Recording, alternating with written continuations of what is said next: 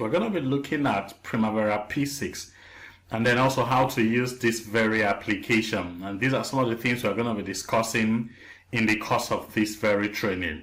But then before we talk about the Primavera P6, it's only necessary that we talk about some key terms in project management, because Primavera P6 is used for managing projects. So because Primavera P6 is used for project management, then it only makes sense that we talk about some key terms in project management, and that's essentially what we're going to be discussing as at this moment. So first, we'll talk about what a project is. According to the PMI simply means Project Management Institute. That's the institute in the United States of America that is responsible for certification in project management, known as PMP. By the way, you should understand that the Primavera P6 was developed based on the PMP project management methodology. So which means it's a lot more easier for you to use the solution if you understand the PMP content, or if you understand the PMP terms and context. So according to the PMI defines project as a temporary endeavor undertaking to create a unique product, service, or result. So when we talk about temporary nature of project indicates that a project has a definite beginning and end. That's essentially what temporary means. So in other words, if we're looking at an endeavor that has a start and then a particular time when it should be accomplished, which we refer to as the end time, then that's what we now refer to as a project.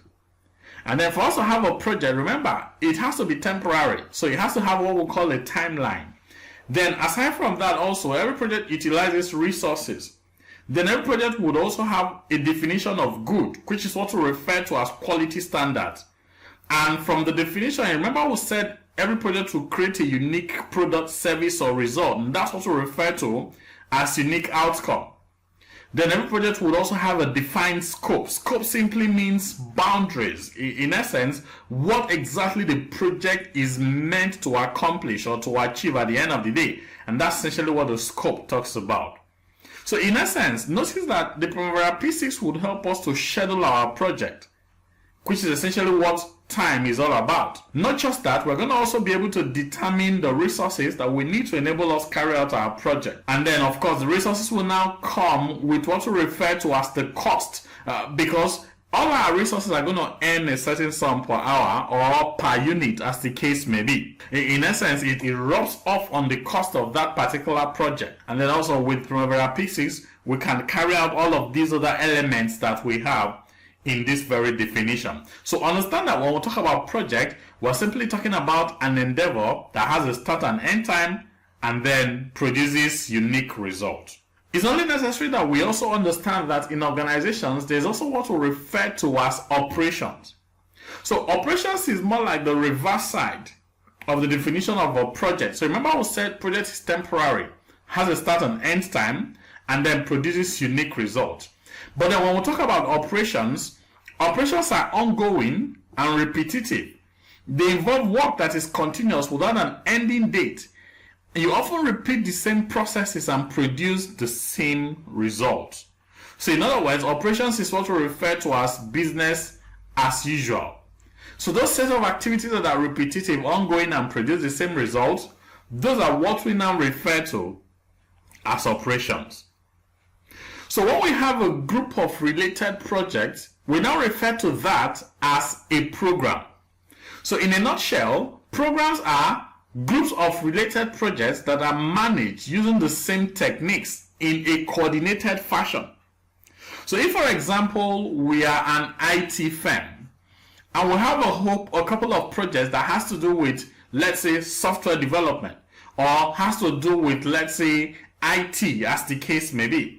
So if that's the case, all of those projects that has to do with IT will fall under what we refer to as the same program. So just like I said earlier on, program simply refers to a group of related projects. So if, for example, in construction, you're constructing a mini housing estate. So a mini housing estate will contain residential apartments, schools, as well as shopping malls, and probably some other facilities. But understand that one key thing about all of these things we've mentioned is that they are all buildings. And since they are all buildings, we may need to manage them from a centralized location. Not just managing them from a centralized location, but we centrally manage them. And then, of course, managing them centrally would help us to achieve or gather what we refer to as economies of scale. Then what we're going to talk about next is what we now refer to as portfolio. So remember, we talked about project, and project simply refers to unique endeavors or individual endeavors that enable us to achieve a particular objective. And then we talked about program, and we said that program is simply a group of related projects. And then now we're going to talk about portfolio. So portfolio is now a combination of projects as well as programs. So in essence, a portfolio is made up of projects and programs. So that's why, according to the PMI says that portfolios are collections of programs and projects that support a specific business goal or objective. So portfolio management encompasses managing the collections of programs, projects, other work, and sometimes other portfolios. It simply means that even within a portfolio, you can also have other portfolios. So to put all of this in a context, understand that just like we've talked about so far, if we put all of this in, let's say, a pyramid, at the bottom level, you have what we refer to as project. And then just above projects, remember, we have what we refer to as program. And then at the very top, we now talk about what we refer to as portfolio. So remember we said that related projects make up program. And then projects as well as program now make up what we refer to as portfolio. So in essence, projects and program make up the portfolio. So if we put this all together, you notice that portfolio is at the peak of it all. So at this level, you have what we refer to as the portfolio. And then portfolios are made up of, remember, like I mentioned earlier on, projects and programs. So this is a program. This is also another program. All of that fits into our portfolio. And for us to have program, we need to have a group of related projects.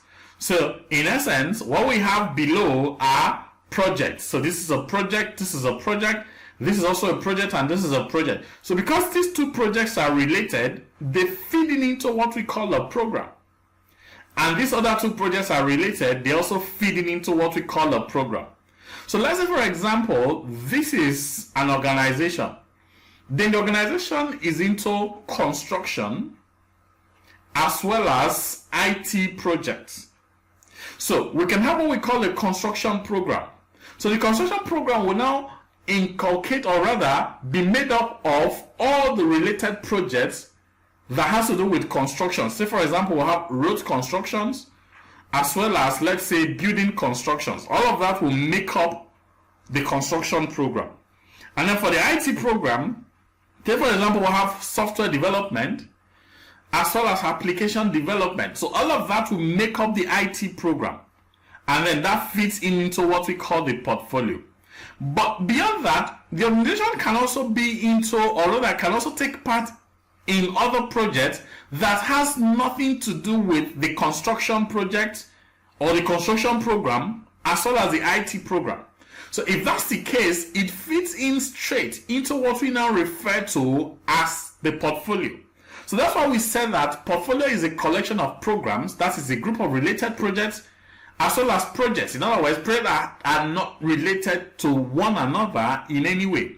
So let's say this organization also does events management, and then aside from events management, the organization also has health projects. So all of this, to a large extent, will feed into the organization's portfolio. Okay, so from what we have discussed so far, you will notice that the projects are unique individual endeavors, programs are a group of related projects, and then portfolio is now made up of projects as well as programs.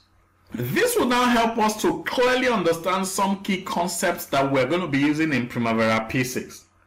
So at this particular point, we're going to be talking about what Primavera is. Then we'll look at other key terms that we have in Primavera P6, like the PPM, the OBS, the EPS, routes and nodes.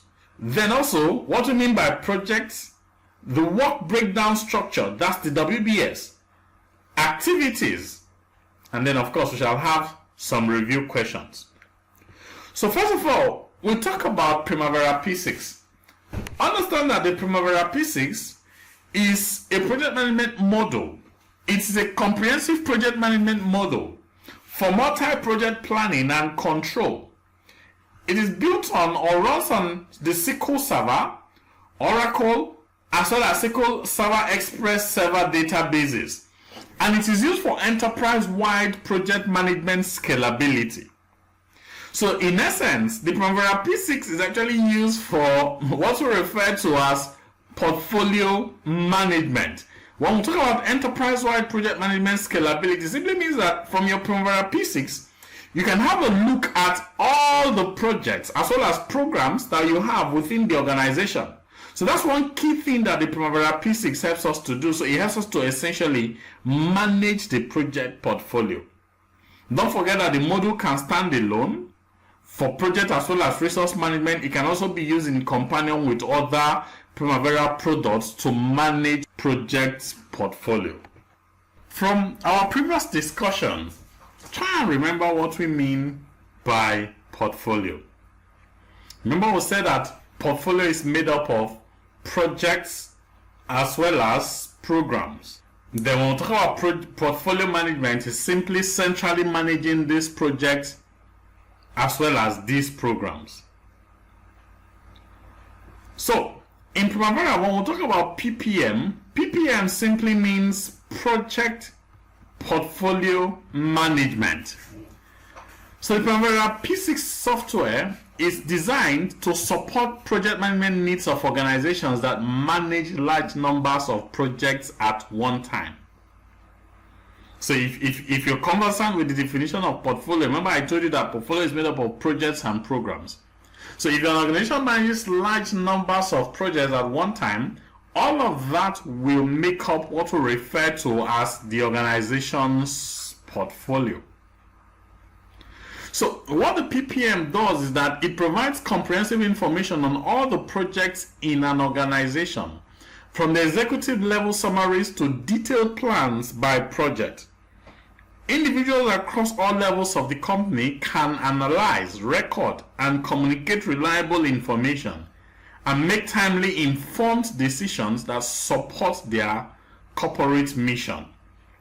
So in essence, if we take a look at our portfolio, the portfolio would help us to be able to understand the status of the project at every point in time, where we are. Then it also will help us to take what we call strategic decisions. In other words, to be able to determine what projects we need to continue with, what projects that may not be necessary for us to continue with, and then of course may be discontinued. So this is essentially what the PPM or the project portfolio management helps us to put in perspective. So when we begin to use the tool, you notice that part of the things we are going to be discussing first, or we're going to be creating first, is what we refer to as a portfolio. PPM or project portfolio management enables an organization, one, to make strategic business decisions. Remember I mentioned this earlier on, that if we can take a look at all the projects going on in the organization, if not for anything, it has us to take decisions as to, okay, which project has the highest benefits. Not just the highest benefits, but also what we refer to as ROI, return on investment. Because more often than not, this is the reason why most organizations are in business. Then it will also help us to control the minute detail that is necessary to finish the project. And then also understand current resource demands, set priorities, and evaluate long-term staffing requirements. So in essence, the project portfolio management will help us to be able to determine, okay, which resource do we need at specific points in time, and then also when do we need them. And then beyond that, the PPM also helps us to use skilled resources effectively and productively, and then also to reorganize projects to fit what we call shifting priorities without sacrificing quality. So remember, we've talked about the PPM, and we said that PPM simply means project portfolio management. And from all we've discussed so far, and from what we have said so far, remember we said that the portfolio is at the peak of our hierarchical decomposition. Okay, so beyond the portfolio, we also have what we refer to as the organizational breakdown structure. Organizational breakdown structure, for short, is referred to as the OBS. So if you've been following our analysis, remember we first of all started by talking about project, and I told you that project simply refers to individual endeavors that has a start and end time and produces unique result. And then I told you that related projects make up what we refer to as program. Program as well as projects make up portfolio. So in essence, all of these are projects that has nothing to do with one another. So they are not related. So they fit in straight into the portfolio, while the ones that are related make up the program. So we'll talk about the organizational breakdown structure. So what we'll be discussing so far, the project portfolio and the portfolio, the program and the project, has to do with breaking down the work to be done. The OBS breaks down the people that will do the work. So that's what the organizational breakdown structure does. So understand that the organizational breakdown structure is a hierarchical decomposition of the organization into divisions, departments, teams, as well as what we refer to as roles. So let's say, for example, we have an organization, say sale consulting. Let's say the senior management of sale consulting will be responsible for having or managing the portfolio. And then the sale consulting organization is further broken down into what we now refer to as divisions. So you have different divisions responsible for managing set of related projects. So let's say, for example, you have a division that's responsible for construction project. So that division responsible for construction project would be handling specific programs that you have within sale consult. So these divisions are further broken down into what we now refer to as either departments or teams. And then of course the teams will be headed by a project manager. So understand that the project manager will now be responsible for each of these projects that you have within the organization.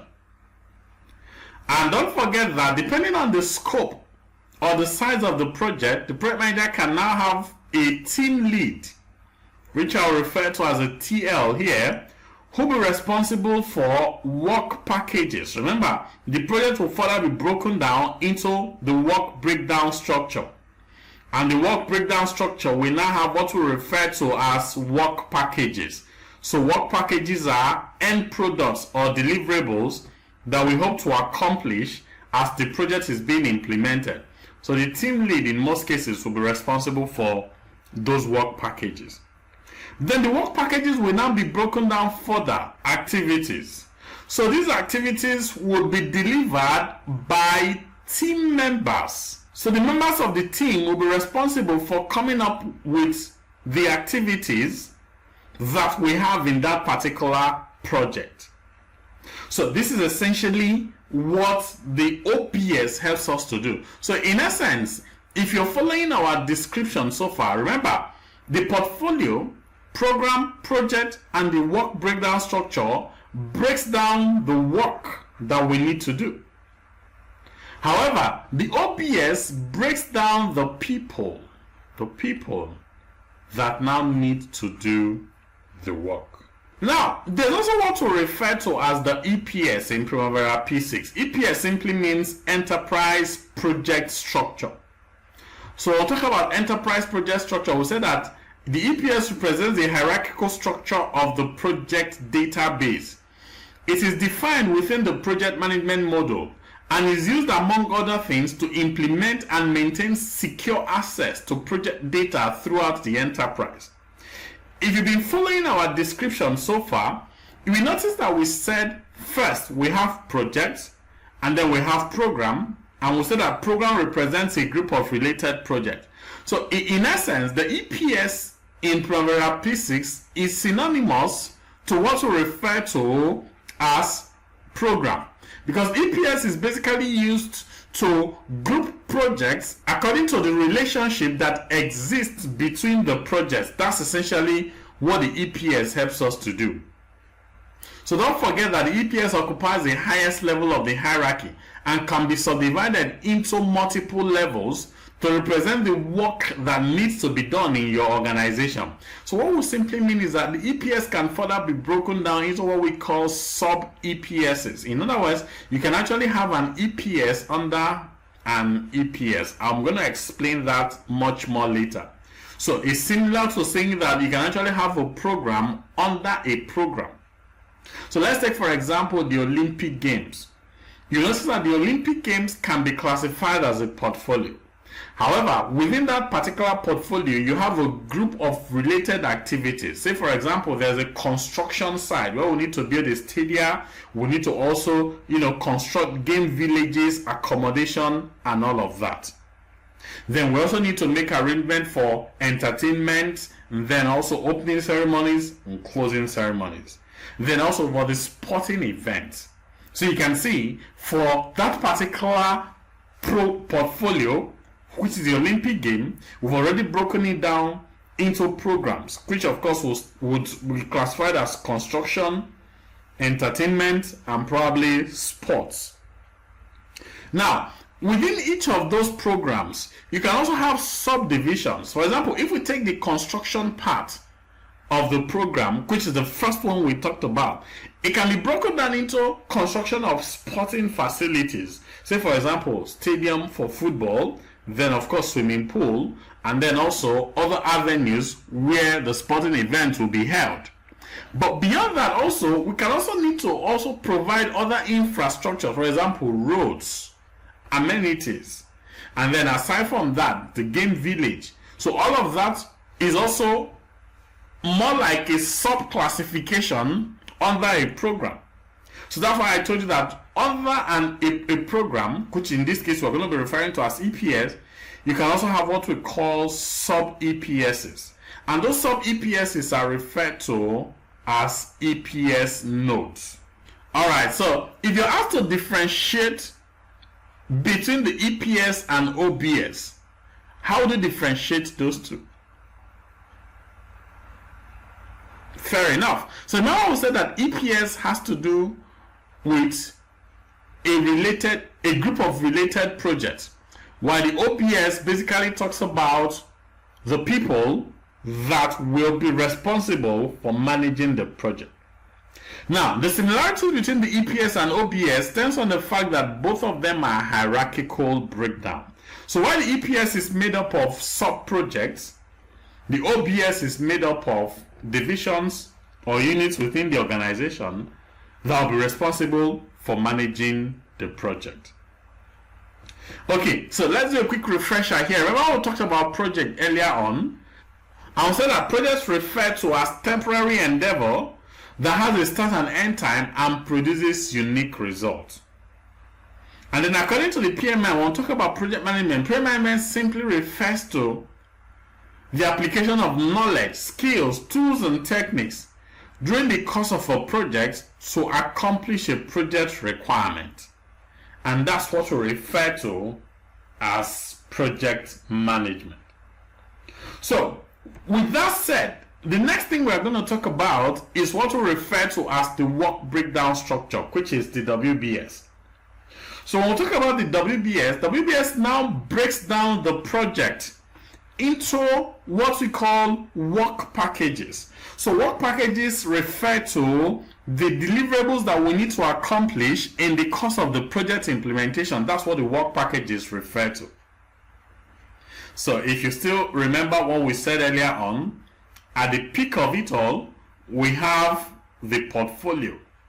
Then the portfolio, remember, like I said, is made up of one, what we refer to as program. So this is a program, and then this is also another program. And programs are made up of what we refer to as related projects. So this is a project, this is also a project. This is a project, and this is a project. Don't forget that these projects that make up the program, if the projects are not related, they also feeding in straight into what we now refer to as our portfolio. So all of this feeding into the portfolio. However, projects are now broken down into work packages. And I said that work packages represent the deliverables that we need to accomplish in the course of the project implementation. That's what we refer to as the work packages. So what helps us to break down project into work packages is what we now refer to as the work breakdown structure. That's the WBS. So in essence, when we talk about the WBS is a hierarchical decomposition of project into work packages. So basically, the WBS breaks down project into smaller, more manageable components, which is what we now refer to as work packages. How do you eat an elephant? Of course, one bite at a time. So for you to eat an elephant, because you cannot swallow an elephant, you break it down into bits and pieces. So the WBS, which is the work breakdown structure, helps us to break down the project into smaller bits, which is now what we call the work package. So the work package is the lowest level of the WBS. In other words, WBS stops at the level of work packages. So if you cast your mind back, I told that the work packages are end products or deliverables that we need to accomplish in the project. Now, to enable us to accomplish these deliverables or these work packages, as the case may be, we now need to further break them down into what we call activities. So activities represent efforts necessary to accomplish the work packages that we have in our work breakdown structure. I don't know if you're following. So remember, I said activities represents effort or things we need to do to enable us achieve the work packages that we have in our work breakdown structure.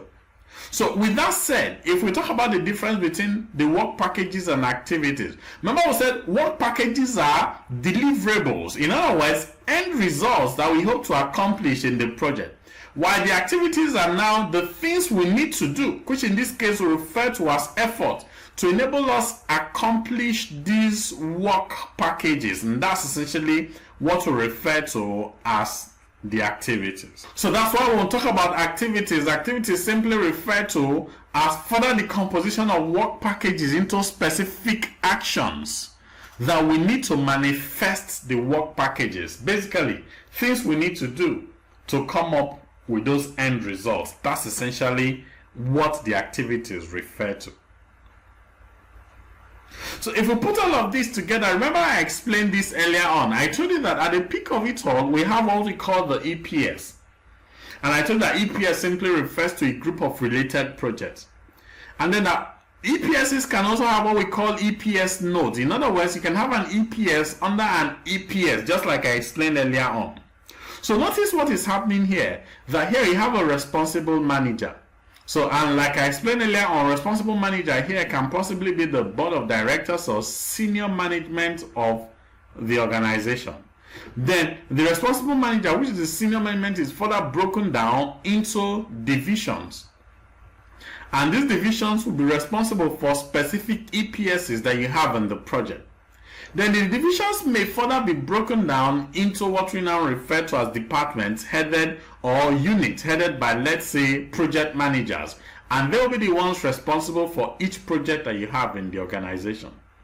Then also the project the project management office can further have what we now refer to as project management team. So the team leads will be responsible for delivering the work packages you have in the WBS. And this can further be broken down into activities we have in the WBS, and this can further be broken down into team members who will now be responsible for carrying out or accomplishing the activities that you have within your project. So you can see, as we're breaking down the work to be done, which is essentially what the EPS up until the work breakdown structure and activities does, we're also breaking down the people who will do the work, and that's essentially what the OBS does. So you will notice that in Primavera P6, all of these things we've talked about are some of the things we're going to be creating. So we're going to be creating an EPS. We're also going to be creating an OBS. And then we're going to be creating projects. And then these projects will further be broken down into what we call a work breakdown structure. Then we shall now create what we refer to as activities, which simply represents the effort necessary to accomplish the work packages that we have in our WBS. So these and many more are some of the things we are going to be looking at in the course of our deliberation under Primavera P6. So let's do a quick study. Let's do a quick refresher on some of the things we have learned so far. So what do we mean by the PPM? Good. Remember I said PPM simply means Project Portfolio Management. And then EPS. EPS means Enterprise Project Structure. And then what's a project? So remember we said project is a temporary endeavor undertaken to create a unique product, service, or result. What is OBS? OBS breaks down the people that will do the work. And OBS simply means Organizational Breakdown Structure. So what is WBS? WBS breaks down the project into what we call work packages. And WBS simply means Work Breakdown Structure. So what's the difference between the OBS and the WBS? So while OBS breaks down the people that will do the work, WBS breaks down the project into what we call work packages. Okay, so this brings us to the end of this very chapter. And then in the next chapter, we shall now learn how to apply some of these things that we just talked about. Thanks so much for viewing. I hope this particular session has been very informative for you. Thank you for listening.